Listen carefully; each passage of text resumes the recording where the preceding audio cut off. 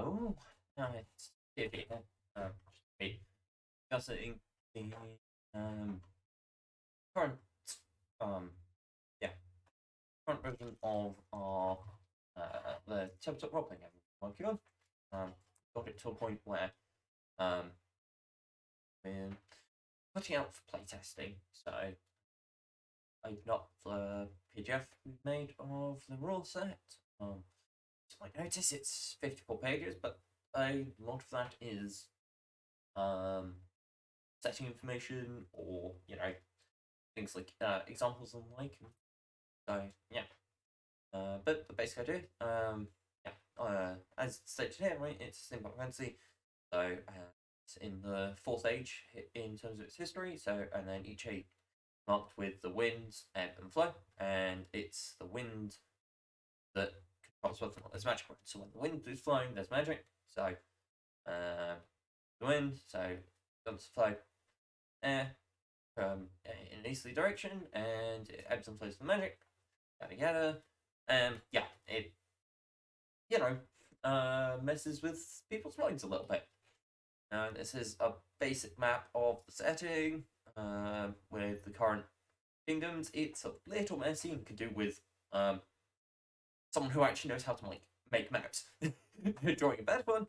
But this works for now. So obviously we've got the Teworthian Protectorate and the Shimon Majocracy, the Great Hetian Kingdom, and the Holy Confederacy of Free Cities here.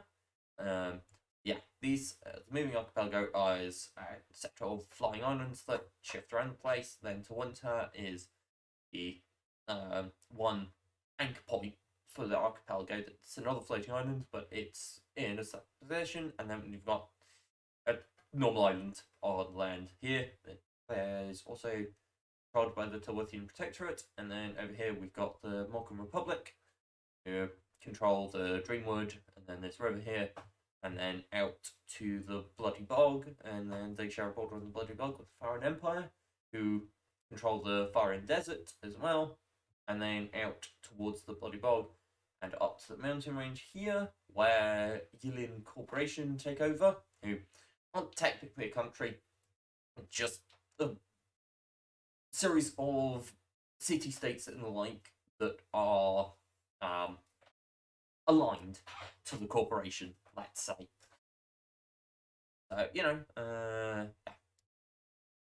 Airship is primary speed of transport for long distances, or anyone with significant means. And you can take positions on trade vessels going the right directions, and you can take some work doing that to get free passage, essentially, right?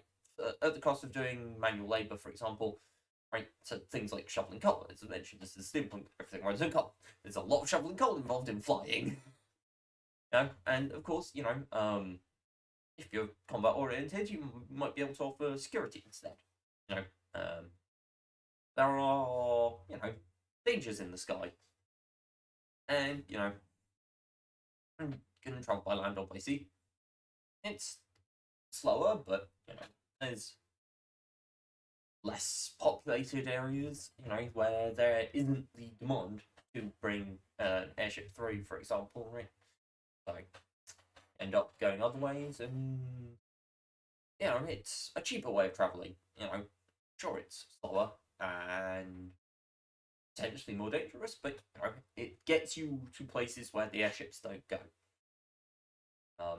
So yeah, basic on the races. So we've got the humans. Basic, so humans like you see in this world. Well, yeah, humans like you see in Outer World as got a good idea what humans look like and act like.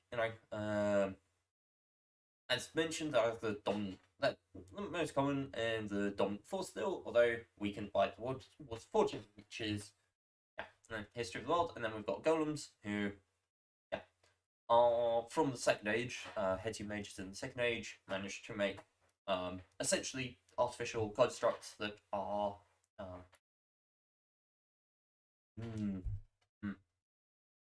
just realised something. Need to change that name. Yeah, I need to change that name. Okay. Going to be sending out a revised version of this PDF. Going to be updating the PDF. And all the other documentation straight after recording this video. It's not a word we can use. That's not a word we can use. I mean, we can use it, obviously. Right? We know loosely what it means, but as has historical context that we are not involved with enough to make use of it. So, but the basic idea is, artificial constructs that are made of metal, they don't age, obviously. They need to get wear and tear with time, so, but so long as they're properly maintained, they'll last forever, right? You can destroy their core to actively kill them, and yeah, otherwise they can be repaired from, as long as the core survives, they can be repaired. Essentially, they use echolocation rather than eyesight, so they sonar essentially, rather than having visual sight. They use sonar to see in quotation marks, and they tend to it does give them full range of vision, although their own movement can mess it up a little bit. Obviously, they don't need food or sleep, but as they run on steam, they do need to they do need to shovel coal into their boilers, into the fire pit regularly. Come with forearms and body modification. Forearms rather than standard 2. Come with the body mod. Have 2 base armor. Go through armor a little bit, and they need to use repairs rather than standard HP regeneration. So obviously, arms they can have tools just directly mounted as an arm. Again, and the same with the weapon. You can use a steam powered weapon. They can then pipe up directly their own steam source to gain access. They don't need a separate steam source because they're already making steam, and they can just mount up a weapon and instantly they can have an arm with the weapon ready to go. Got multi-purpose arms, so this is essentially your generic. I need a hand that can do things like, pick up random objects and open doors and stuff. And a specific smoking arm. So this is one that's, basically just I can very quickly shoveling coal. It's not good for much else this arm, but it's very good at shoveling coal. And then you can get extra armor or additional steam storage through the use of capacitor. And then the tolith are essentially when a lot of magic gets used,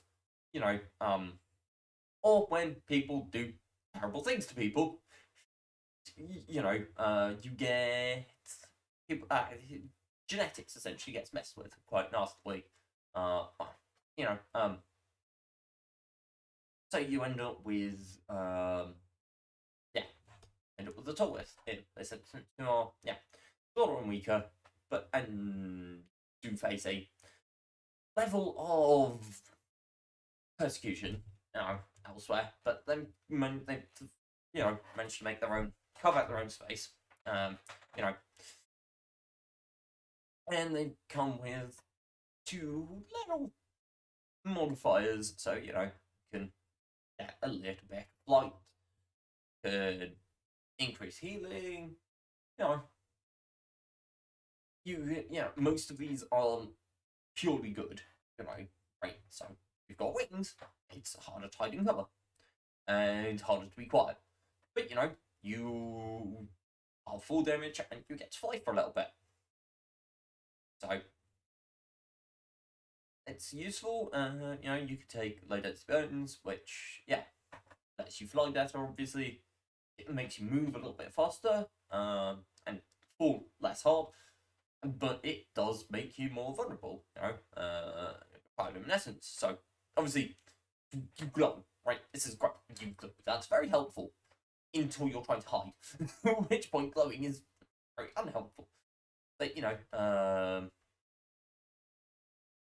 can get extra flexibility, which makes armor more expensive, but lets you hide in better and lets you hide, get into cover better and hide better in terms of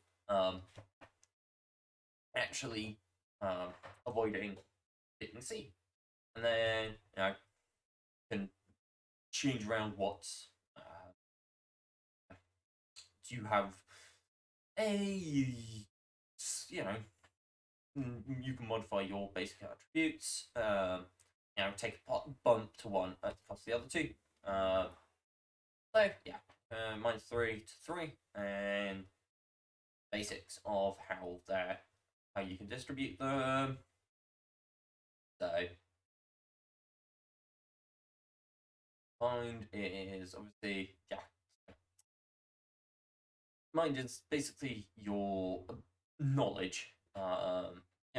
How well can you ability to think logically and recall things you've learned, that sort of thing. Right? How well do you learn things? How well can you think through a situation? Body is, how fast are you? How quick do you react to things? How strong are you? How fast can you move? How good is your cardio? All of that. It's obviously right. These are very simplified attributes because the idea is to make something relatively simplistic, right, and easy to understand. If a little, if a little simplistic, the idea is still to make it something that you can relatively easily pick up on and learn. And then aura is a mixture of charisma and just ability to manipulate people socially with or without actual charisma, just knowing what to say, that sort of thing. And then also how well tapped in you are to magic, right? So do you listen to the wind, and does the wind listen to you, essentially? So movement speed, you get 6, and then body in meters a turn. Well, that's in combat movement. Outside of combat, walk. You could just walk at same rate, pretty much. Hit points. You get 10 or 9 plus body, whichever is higher. Modifiers to max hit points affect both. So if you've got a -2 to max hit points for some reason, or for some reason, you get then 8 or 9 plus body, or 7 plus body. Can go into the negatives until you get up to -10, at which point that's it. And then at 0, you start bleeding out, and you need to make a self-control check, which is a specific self-control specific skill, and a difficulty modifier of 2, and any negative hit points, and the same difficulty modifier is added to any other actions you make on your turn. And then you take a point of damage that you've been for every turn you've been, including the current one that you've been bleeding out. So it's 1, and then it's 2, and then it's 3, and then 4. And yeah. And then, so you lose hit points. You could use medicine checks, or you can use first aid or magic to heal people up. But once you've done a medicine check on a wound, and if you didn't heal it completely, right, you do a medicine check on someone, right, that's it then for the wounds they currently have, essentially. And the rest are going to be restored by resting. You get 40 plus 10 times your body in kilograms. So, no. Should be enough for most things. 20 something coin. Tips do, you can get an enchant item when you make a character, up to 40 star, and then get 8 star of equipment. And yeah, basically you want to spend it all because it doesn't carry over. Skill caps, so yeah, you roll 3d6, and you want to roll underneath, you want to roll at or under your skill cap. So you can raise your cap, so you get an extra one to your cap for every rank you have, and then each rank costs you one plus the current level minus the related attribute to a minimum of 0. So you can't refund cost. And now you've got 50 experience points to start off with that you can spend however you like on these. So yeah, you've got channeling, which yeah, basically control magic, sacrifice. Magic is bad blood, so this is how you get that blood. You sacrifice, and then the little tag is what the primary attribute will be, although any of these can be called for by the Game Master at any time using any attribute as they see fit. So, for example, if you want to, stealth around, obviously stealth is normally body, right? Because that's your ability to, that's control over how you move, essentially. In this instance, is what body is standing for.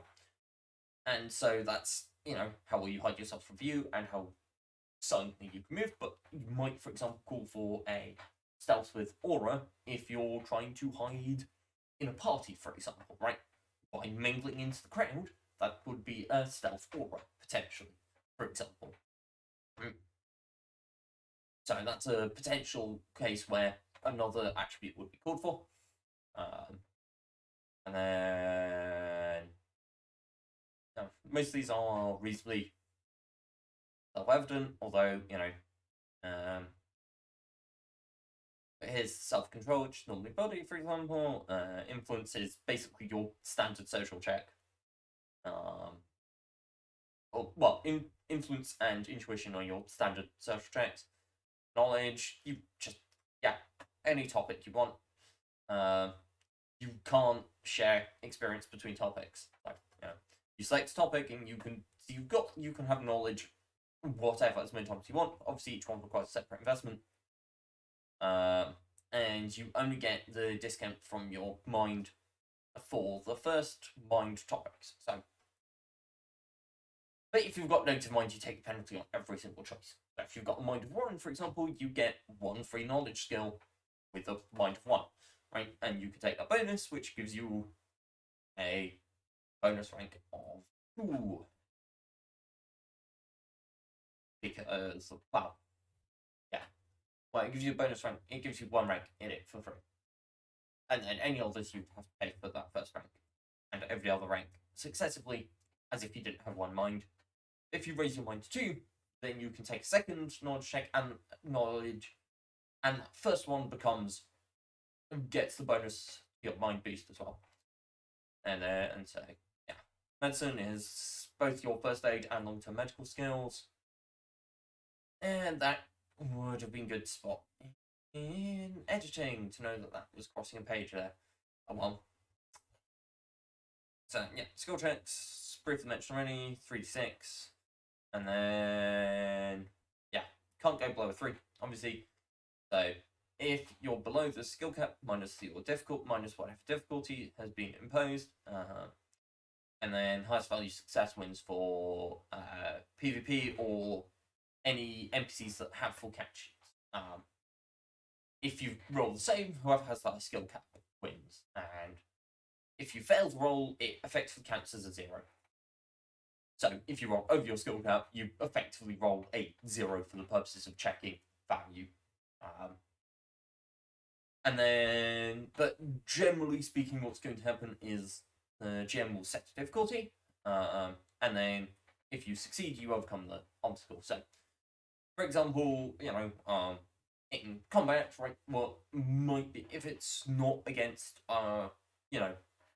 key character in the plot, for example, right, it will just be, say, for example, you just encountered some bandits whilst you're walking to a village, right, they're not particularly difficult, they're not particularly dangerous threat, right, so it might only be a difficulty of 1 to try and evade or hit them or whatever else you're trying to do, essentially, right?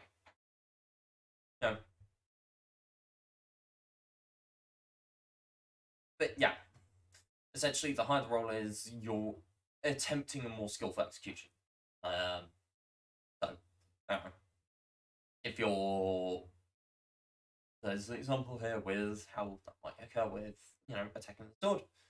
And then so where difficulty would be imposed on an MC that doesn't roll, you get a bonus to the player that is rolling instead. So a player in cover rolls evasion with a skill cut bonus equals to cover level.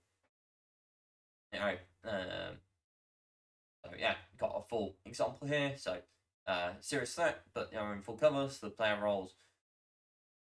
And so we've gone with an 8 as their base skill cap. They're getting a 3 to their skill cap from the cover, and a -2 from the difficulty modifier from the nature of the threat, and which gives you a 9 as the total. And then got some potential weapons here. So pretty standard stuff for the most part, although yeah.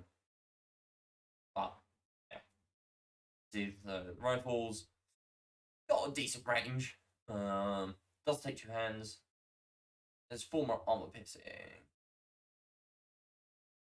As does the polearm. Swords and daggers don't have armor piercing, but shotguns have a little bit of armor piercing, a lot less range, but they have more base damage. So you'll notice they've got 8 base damage rather than 5 base damage. And then hand crossbows, the advantage here is they're going to be quiet, right? They're a little bit longer range than shotgun. They're also quiet, weigh a lot less, and are a lot cheaper. Anti-vehicle rifles, again, these are expensive. They're also really, really lethal in long range because these are anti-vehicle rifles. The idea here, these are designed for taking out vehicles, essentially. This is your anti-tank rifle, essentially. And then unarmed, you get body and half your damage, and obviously it's in melee, and it doesn't weigh anything. Turns out, carrying around your already existing hands or equivalent doesn't weigh anything extra, and it doesn't cost you anything either, generally speaking. So yeah, melee, you have to be within a meter range. You can go up to 10 times the maximum, the stated range, but you get a level of difficulty per multiplier of the base range. So, for example, if you're shooting your shotgun at someone 20 meters away, you get 1 extra difficulty. Or, if you want to shoot a rifle at someone 300 meters away, it's 2 extra pips of difficulty, because you're shooting outside of their optimal range, essentially. Well, outside of point blank is the essential idea here. You're outside of point and shoot. You've got to actually account for distance. And then, so yeah, the guns will use steam pressure. So either have a backpack which has the ability to generate steam, so there's a little boiler in there that can generate you steam, or for defensive positions where you've had time to dig in, or large vehicles as well. You get you can have a nice big system set. You can have piping set up directly to the guns from your defensive position to a large boiler elsewhere that you don't have to worry about. So the people on the front line don't have to worry about keeping the steam pressure up. Right, they just trust the people in the back line who are doing that are going to keep doing it. So the backpacks give you 10 shots for rifles or shotguns, or a single shot for an anti-vehicle rifle. Armor value, this could really have done with being on the same page, but yeah, basic idea is 1 armor. Yeah, cost goes up as you get more armor, and you reduce incoming damage by your armor value, excluding, by your armor value minus any armor piercing. So, you've got 7 armor, any incoming damage is reduced by 7, assuming you're going up against some 20 AP. And shields give you just cover by default. The large shields slow you down a little bit, so if you've just got buckler, you get a small little shield, right? Get a little bit of cover because you've got a shield that doesn't slow you down at all. It's relatively light, it's relatively cheap. You can take a tower shield, though, on the other hand, which effectively allows you to completely cover yourself. You get full 3 levels of cover, but you're also going to move a little bit slower, and obviously it's more expensive and heavier. And, you know, you can smack people with them as well if you want to. You know, they take a hand and can be used to smack people in melee, and then got miscellaneous things. For example, right, Soul gives you it's enough to stoke up a backpack, for example, right, which is 10 shots with a rifle. Only costs 1 star. Weighs 5 kilos though. Or you can take red coal, which is magically infused coal, using blood magic to infuse it. Costs 4 times as much, but only weighs a single kilo to get its place worth of coal. So you can see the value there, especially when it comes to things like military airships, where weight is a serious concern. Musical instruments, rations, food, camping equipment, repair materials are how you repair something, medical supplies, art supplies, and then you can take repair tools for a specific item, carpentry tools, art tools, construction tools, or metalworking tools, for example. And there's some various drugs. Most of them don't affect constructs because one specifically does, which is burn, which is crystallized fire, which really bad for biological things. Like 3d6 damage, but it gives a +1 bump to every single attribute for the constructs at the cost of an armor for its duration, which quite good, really quite good. Like, that's a significant bonus when you need it. For example, yeah, and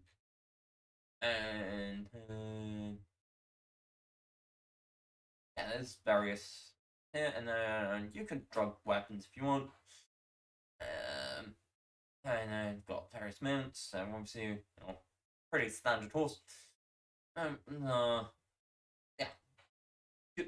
players can roll for their own, and pretty much only player mounts or important NPC mounts should be doing any rolls rather than being statics. So, got up there, somewhat on, and then we've got the Arichi, which are giant tarantulas. All trained and bred for mounts. A little bit more expensive. Some benefits, some negatives compared to including a ranged attack. It's not that long range, but they've got a ranged attack on them. Which, yeah. And then Megatrosses, which are an Albatross, but have massive wingspan, and they don't walk that fast, but they fly reasonably fast. Quite expensive. They can carry a reasonable amount. And yeah, they can dive down on people. Obviously, you need to drop a reasonable amount of height, and you have to fly to dive. Yeah, art for them as well. Thank the artist on those. And then magic. So essentially roll. Yeah, and then you take sacrifice something, or you can injure yourself as the caster instead if you'll be sacrificing external things, although it says it's not always the most efficient, especially by the time you're getting to here. You need a significant amount of money to even survive this. You're getting a power level out of it, and yeah.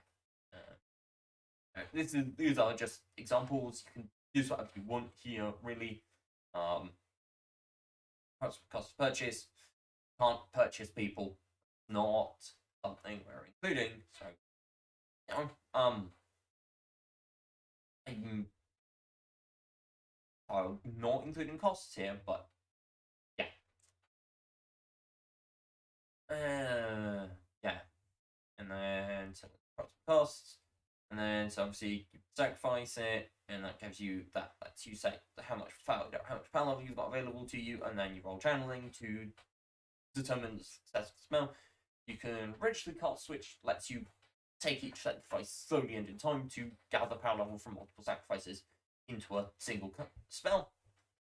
And then you've got options like Fireball, which gives you, obviously, fire at targets strongly, which lets you communicate. There's one of the more common enchantments.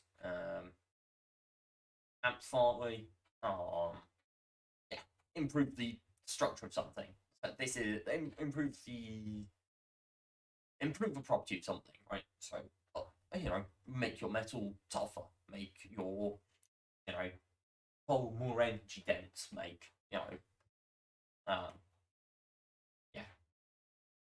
maybe make your stone less brittle, for example, or maybe you want to make really brittle stone, so when you throw it, it definitely shatters into millions of fragments.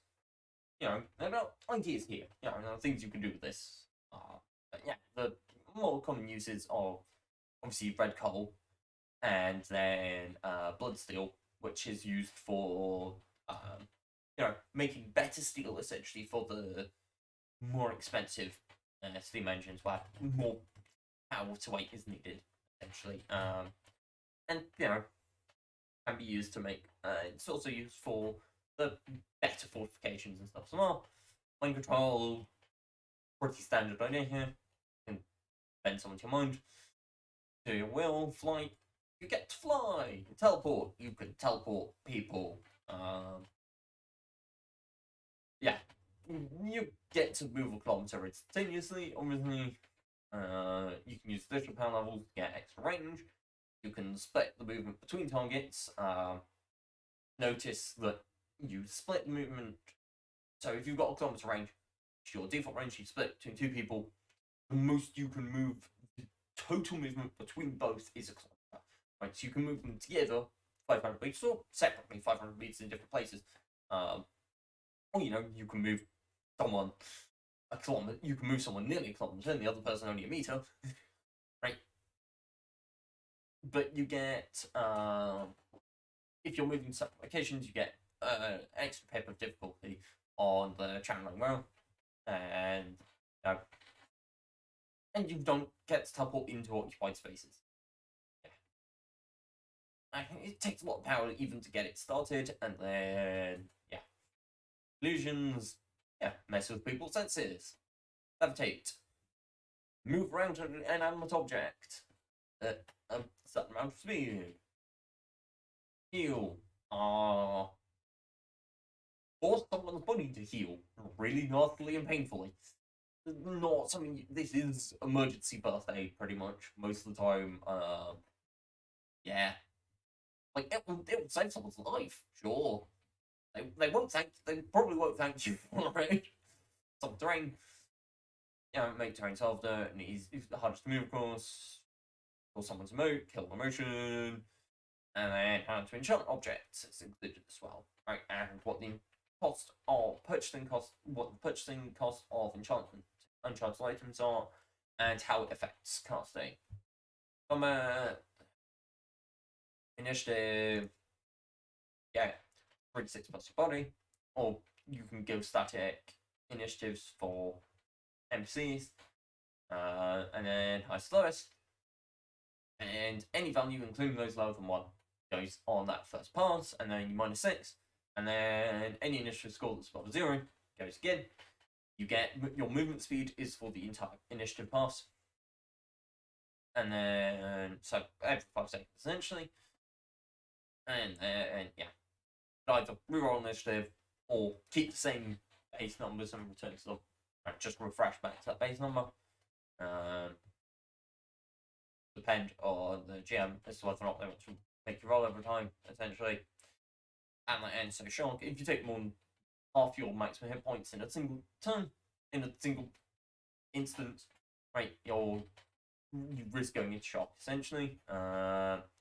NPCs, controlled by the GM, generally speaking, and it's most of the time, right, this is going to be a standard, they're just going to give static difficulty to things, and don't get to go below 0. Planting ones, obviously, basically player characters in terms of get a full character sheet, they get full stats, etc., etc., etc. They can go into negatives, all of that. Turns, yeah. You can take 2 actions and as much movement as you want any turn, and however you want to move it, however you want to order that. So you want to move a little bit, then take an action and move more, and do that. And obviously, you can even move whilst taking an action, apart from the couple actions that require you to stay still. Well, obviously, right, if you're attacking someone with a melee weapon, you have to stay in melee range, but if you're moving around in melee range, that's fine. Right, taking cover, again, you have to stay in cover, but as long as you're behind cover, you can move around behind that cover. First aid, the person doing the first aid, and the person being first aided need to remain still for the pass to get it off successfully. So, yeah, there's one place we have to stay static. Yeah. And then you've got, for example, which lets you get a little bit of extra movement out of a turn. But you're sacrificing an action there essentially to move more. And then, yeah. But hold, which lets you shake up the initiative order. And then, yeah. Got various other options, and then cover. So, yeah. How obscured are you, essentially? Right, so you're only partially obscured even with the crouch. Well, yeah, okay, you get a little bit of cover still. You are partially obscured if you're fully obscured when you're crouched. So, for example, yeah, as the example here, right, you're behind them.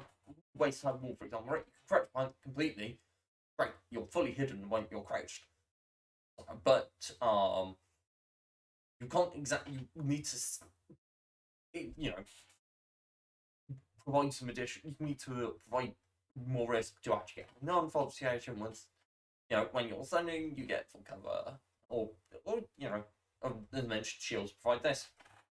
Well, and then you get some extra difficulty ranks. So, for example, if you're using anti-vehicle weapons against people, a little bit extra difficulty. Artillery is just a little bit harder to hit people with, or vehicles, than, because that's beyond line of sight. Weaponry, generally speaking, right, you'll take into account arcs and all sorts of stuff. Right, this is more difficult to hit though. Artillery is more difficult to hit with. Less are more difficult to hit with against vehicles, but even still. Obviously, if you can't see at all, it's pretty difficult. If you've got some visibility, you've got a little bit. And if you're trying to use ranged weapon when you're in melee with someone, it's a little bit more difficult. Right, thing, armor, yeah. Full damage, 40 meters safely, and then offset attack point damage per yada yada. Resting, so yeah. Temper -1. If you don't rest, so all your attributes, so you really want to do that. And if your attributes are already at -3, including the temporaries, you start losing hit points for each of them. And then you don't heal that damage the first rest after you skip. Yeah. You can rest an additional time in a day, need to use additional rations, and you can't move as fast. And you only get half the healing of the first rest. Yeah. Which, you know, and then this is how you heal. And then basics on vehicles, obviously. There's a load of information here on how you can stat out a vehicle. And yeah, you start with 10 armor, hence why anti-vehicle weaponry comes with 10 armor here, say. And then the important, yeah, repair section here is, so there's how much the repair tools cost, weigh, how much supplies cost and weigh, vehicles, get a base repair rate,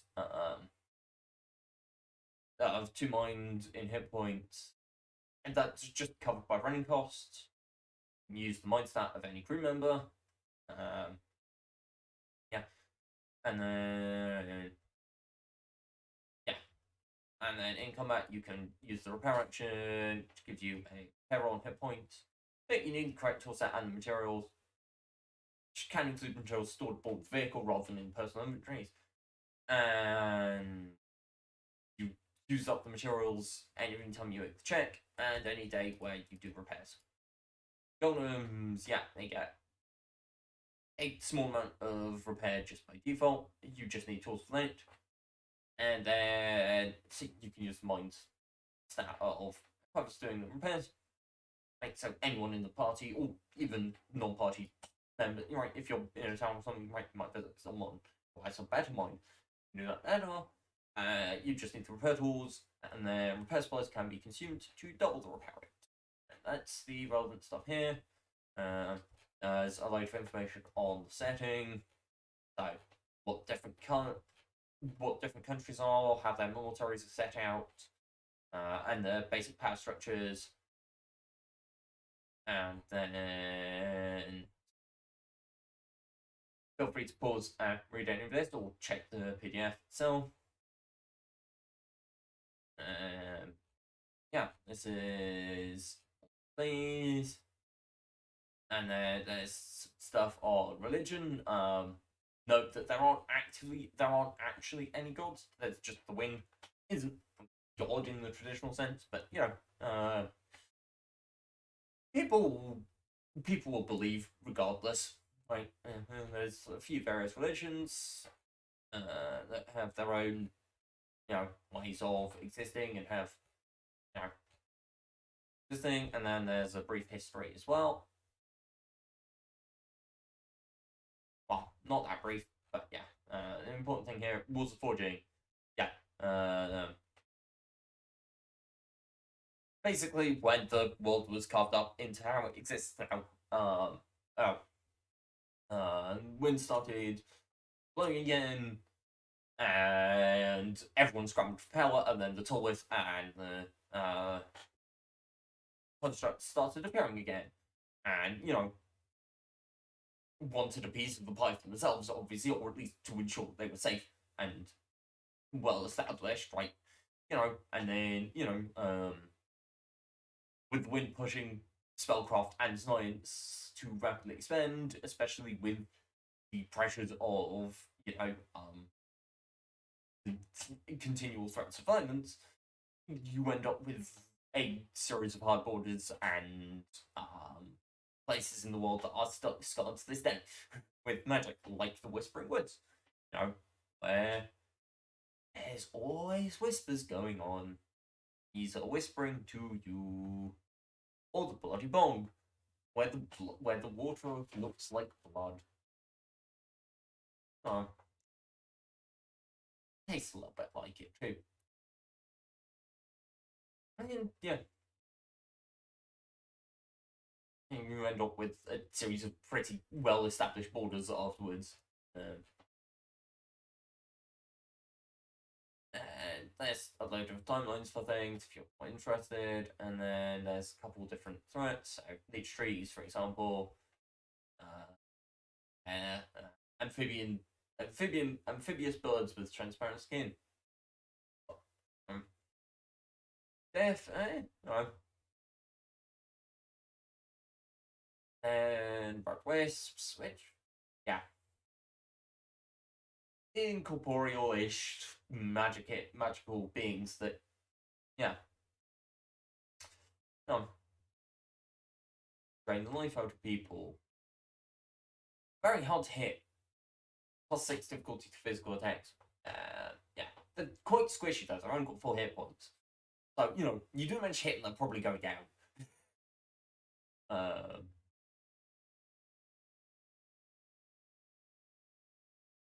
Yep, just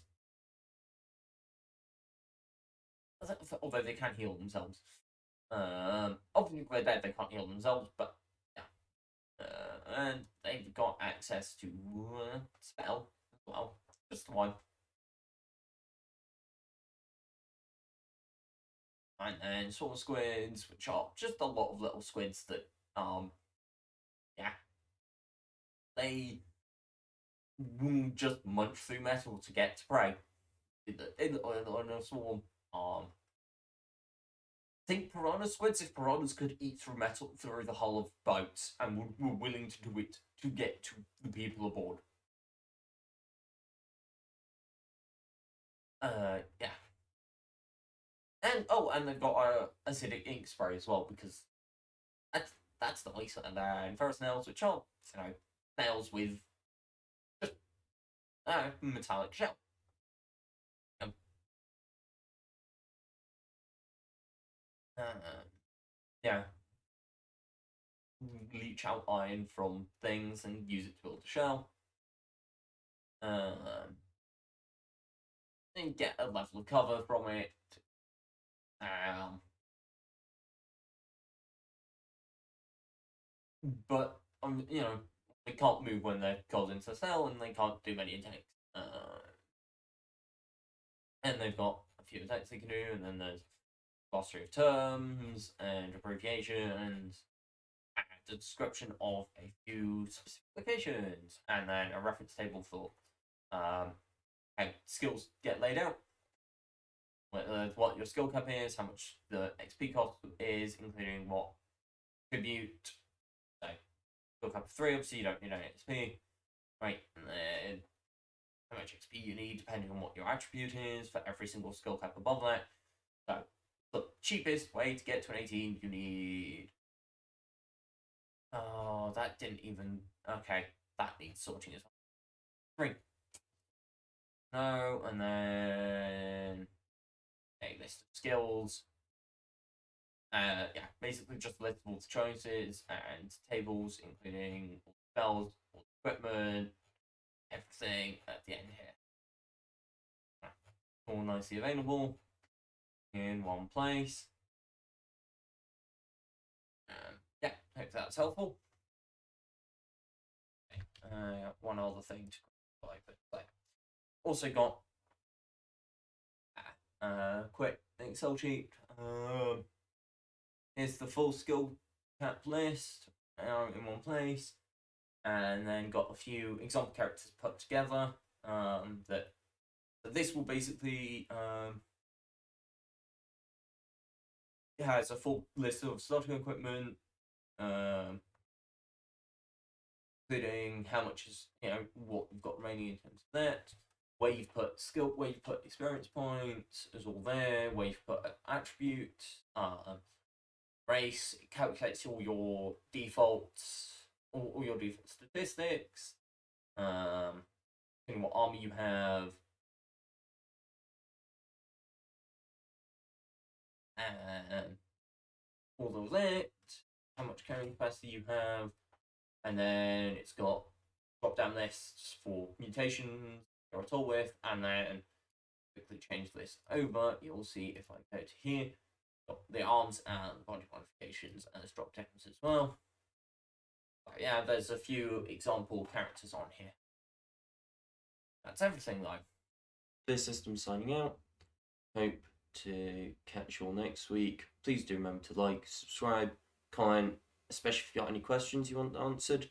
Be happy to answer them either in the comments or in another video. So catch you all next week.